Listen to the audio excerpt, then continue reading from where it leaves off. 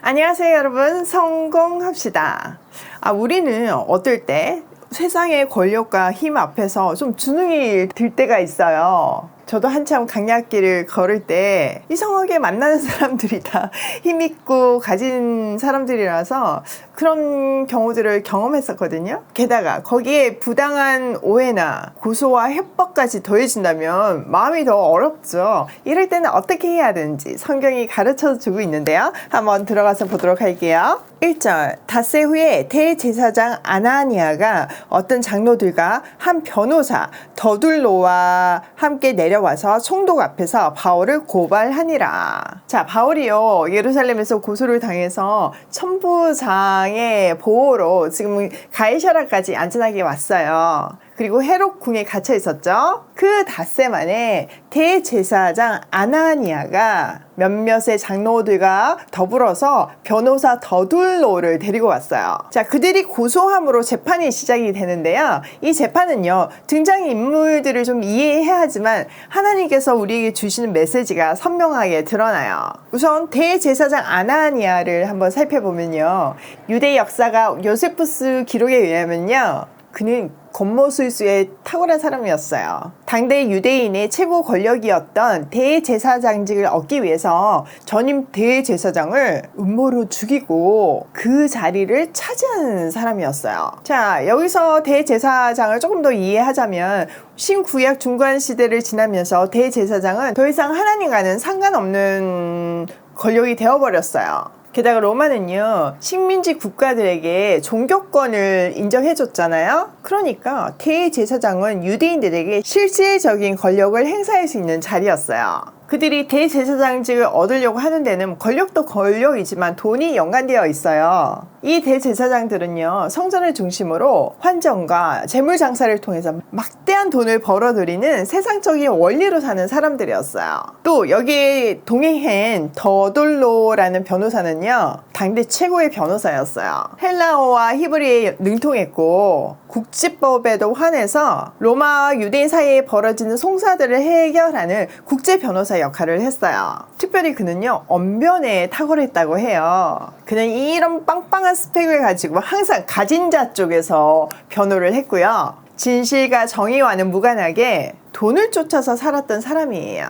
이 사람도 대제사장 아나니아처럼 세상의 원리로 사는 사람이었죠. 자, 다음에 등장하는 사람이 총독인데요. 이 벨릭스에 대해서는 유대의 역사가 요세푸스뿐만 아니라 로마 역사가들까지 아주 사악한 인물이라고 기록하고 있어요. 게다가요, 그의 전적이 굉장히 특별한데요. 노예에서 총독이 된 특별한 이력을 가지고 있어요. 그는 원래 황제의 어머니의 종이었거든요. 당시 황제는요, 엽기적인 행각으로 유명했던 글라우디오예요. 유대인 로마 추방령을 내려가지고 이 글라우디오 친형 때문에 브리스길라 아굴라가 고린도로 쫓겨왔던 거 기억하시죠? 그 글라우디오요. 그런데요, 이 벨릭스는요, 이 글라우디오 황제의 비위를 너무 잘 맞췄어요.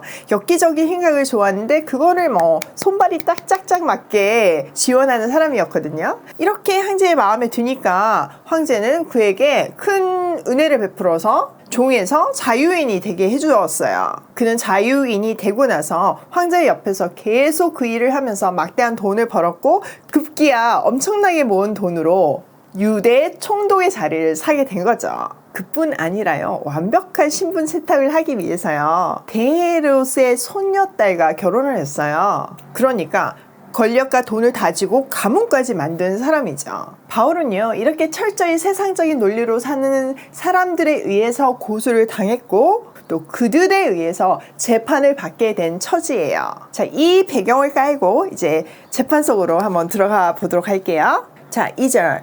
바울을 부르매 더둘로가 고발하여 이르되 벨릭스 각하여 우리가 당신을 힘입어 태평을 누리고 또 이 민족이 당신의 성견으로 말미암아 여러 가지로 개선된 것을 우리가 어느 모양으로나 어느 곳에서나 크게 감사하나이다. 와우. 자, 고소한 사람들이 도착을 했을 때 총독은 바울을 불러냈고요. 변호사 더둘로는 바울을 고발했어요. 우선 벨릭스 총독에게 각하라는 극존칭을 붙이며 극진한 찬사로 그의 마음을 열어요. 그리고 이렇게 얘기하죠. 벨릭스 총독님 덕분에 저희가 크게 평안을 누리고 있습니다. 각하의 선견 지명 덕택으로 이 나라에서는 개혁을 많이 이룰 수 있었습니다. 우리는 어떤 면으로나 어디에서나 이것을 인정하고 감사하겠습니다. 와, 정말 아첨의 정점을 찍고 있네요. 실상은요, 벨리스의 평판은 정말 최악이었어요. 그는 부도덕했고요, 유대인들을 잔인하게 탄압해서 유대인들이 아주 극심한 혐오감을 가지고 있었어요. 역시 소문대로 더둘로의 말빨이 장난이 아닌데요. 한번 더 들어보도록 할게요. 4절. 당신을 더 괴롭게 아니하려 하여 우리가 대강 여짜옵나니 간용하여 들으시기를 원하나이다. 자기가 존귀한 그 벨릭스 총독의 시간을 많이 뺏지 않으려고 짧게 요약해서 고소하겠다고 말하고 있죠. 그만큼이나 그의 시간도 존귀하다는 아첨이 담겨 있어요. 자, 5절. 우리가 보니 이 사람은 전염병 같은 자라. 천하에 흩어진 유대인들을 다 소요하게 하는 자요, 나사렛 이단의 우두머리라.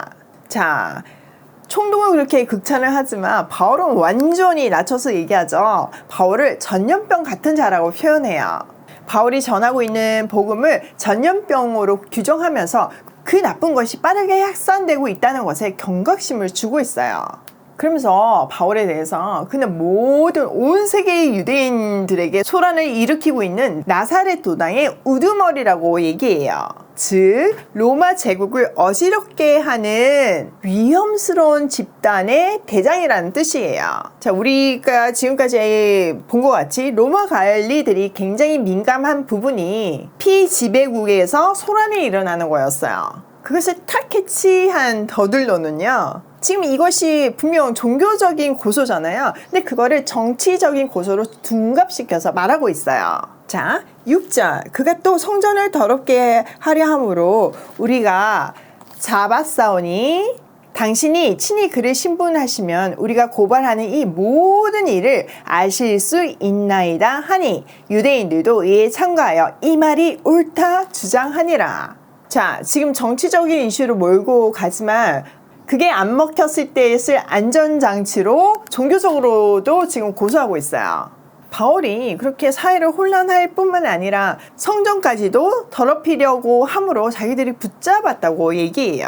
이게 정치적인 문제로 판결이 안 날 경우를 대비해서 유대인들의 종교법을 이용해서 그를 사형에 처하려고 하는 거죠. 자, 유대인들은 신성 모독죄일 때만 사형을 할 수 있었거든요. 그러니까 성전을 더럽게 하는 거, 그거만큼은 신성 모독죄가 없어요. 그 죄를 씌우고 있는 거죠. 그런데요, 지금 더둘로의 진술은 굉장히 화려하고 정치적이고 현란하지만요, 정작 가장 중요한 결정적인 증거나 증인은 없어요. 그는 이 약점을 마지막까지 그의 화려한 말빨로 커버해 보는데요, 자기가 그 증거와 증인이 없다는 얘기는 쏙 빼고 총독님께서 친히 그를 신문해 보면 우리가 그를 고발하는 이유를 다 아시게 될 거다, 이렇게 얘기해요. 그러자 유대 사람들도 다 합세해서 그의 말이 다 사실이라고 막 힘을 실어줘요. 자, 지금 이 재판 구도는 우리가 세상에서 살아가면서 느끼는 구도랑 너무나 흡사하죠. 세상은요, 세상의 원리로 주의 자녀들을 고소하고 위협해요. 진리에는요, 1도 관심이 없고 모두가 자기 이익과 권력과 성공을 위해서 모든 사건을 해석하고 또 그것을 목표로 해서 달려가고 있어요. 게다가요, 지금 이 구도처럼 세상은요, 훨씬 힘이 세고 주도적인 것처럼 보여요. 솔직히 이 상황은 벨릭스의 한마디로 지금 바울이 죽을 수도 있는 풍전등화의 위기잖아요. 눈앞만 보는 사람들에게는 분명히 이렇게 보일 거예요. 위기라고 벌벌 떨면서 앞에 있는 권력에게 어떻게든 잘 보이려고 하고 타협해 보려고 할 거예요. 이거는 우리가 흔히 일상 속에서 볼 수 있는 모습이죠. 그런데요, 바울은요, 눈앞의 현실을 보지 않았어요. 그 모든 것을 통치하시고 자기의 생명을 주관하시는 하나님께, 예수 그리스도께 시선을 고정하고 아주 당당했어요. 오히려 그들을 설득하고 복음을 담대히 전했어요. 그 이야기는 이제 내일 해드릴게요. 제가 어저께 우리 큰아이 군대 이야기 해드렸죠. 어제는 좀 축약해서 말씀드렸지만요. 사실 군대 가기 전에 가산점 때문에 막판에 자격증 시험을 보고 갔어요. 혹시나 실수할까봐 시험을 3번이나 보고 갔더라고요. 저희 아이가 좀 공부를 잘하는 편이거든요. 그래서 본인 입장에서는 그 자격증에 무조건 합격될 거라고 생각을 했던 것 같아요. 그래도 나름 최선을 다하느라고 만약의 경우를 생각해서 시험을 3번이나 보고 갔던 것 같아요. 근데 결론은요, 다 떨어졌어요. 시험 점수 나오면 어디로 보내라고 저희한테 신신당부를 했거든요. 근데 진짜 너무나 안타까운 그 간발의 차이로 다 떨어진 거예요. 이 아이가 그 소식을 들었을 때 얼마나 낙담되었을까요? 그런데 끝까지 포기하지 않더라고요. 하나님의 뜻이면 그 어떤 치열한 경쟁률도, 그 어떠한 점수의 가산점도 문제되지 않을 거라는 확신이 있더라고요. 그래서 군대 안에서 끝까지 노력했나 봐요. 병무청에 연락까지 해가면서 잘못 쓴 과를 수정하려고 노력했던 것 같아요. 결론은 병무청에서도 과 수정하는 것을 거절했지만 자기는 하나님만 바라보며 끝까지 최선을 다했대요. 마지막 순간까지 최선을 다하고 그래도 그게 하나님 뜻이 아니면 거기서 계획을 수정하면 된다고 생각을 했대요. 그런데 결론은 어제 말씀드린 것 같이 우리 아이의 그 과 쓰는 실수를 사용해서 하나님이 원하는 곳에 배치가 되게 해주셨어요. 사실 4대 배치가 그렇게 큰 일이에요? 그렇지만요, 신앙의 눈금이 한 단계 성장한 거는 정말로 큰 일이고 너무나 감사한 일이에요. 우리 큰아이는요, 특별히 우리 가족이 강야 생활을 할 때 학창시절을 보냈기 때문에 정말 바닥을 경험했어요. 최근에 이제 막 풀어놓는 얘기들을 들어보면요, 눈물 없이는 들을 수가 없더라고요. 대학 입시를 보러 가야 되는데 계산기 살 돈이 없는 거죠. 우리한테 사달라고 얘기도 안 해요. 후배한테 겨우 빌려서 시험 보러 가고, 또 학교에서 일주일에 한번 나가서 이제 맛있는 것도 사 먹고 놀 수 있는 시간을 주는데 얘는 이제 용돈이 없는 거죠. 근데 돈이 없으니까 나가서 사 먹을 수도 없고, 그래서 혼자 그냥 숙소에 남아 있었대요. 그냥 그 시간을 허락해 주신 하나님께 감사하면서 그 시간에 정말 공부했대요. 한참 먹고 싶은 거 많고 하고 싶은 거 많을 나이에 그 마음이 어땠을까? 이런 생각을 하면 진짜 가슴이 먹먹해져요. 그런데요, 그런 내색을 저희한테 한 번도 한 적이 없어요. 그리고 들어보면 그게 언제나 감사로 고백을 하더라고요. 그 시간이 너무나 소중하고 감사했다고요. 광야길을 통해서 하나님이 언제나 베스트 길로 인도하심을 경험했던 아이라 미래를 하나님께 맡기고 최선을 다하는 훈련이 되어 있는 것 같아요. 그런 아이의 모습을 보면서 정말 그의 나라와 그의 의를 구하면 모든 것을 더해주신 하나님을 경험해요. 제가 무슨 수로 자식 교육을, 신앙 교육을 시키겠어요. 저는 정말 그의 나라와 그의 의를 위해서 산 것뿐인데 아이도 같이 바라보면서 같이 경험하면서 그 비밀을, 그 신비를, 그 진리를 붙드는 사람이 되었더라고요. 여러분 혹시 지금 법정 앞에 선 바울처럼 세상의 거짓말과 이권 앞에서 또 권력 앞에서 부당하게 끌려와 계신 분 계신가요? 혹은 두려워 떠시는 분 계신가요? 그거는 위기가 아니라 하나님이 여러분에게 주시는 특별한 축복의 기회예요. 여러분의 신앙을 한 단계 성장시키고 더 가깝게 하는 하나님의 초대예요. 온전히 하나님을 의지함으로 신앙이 한 단계 성장하고 온천하에 하나님이 계심을 드러내는 기회가 되길 소망해요.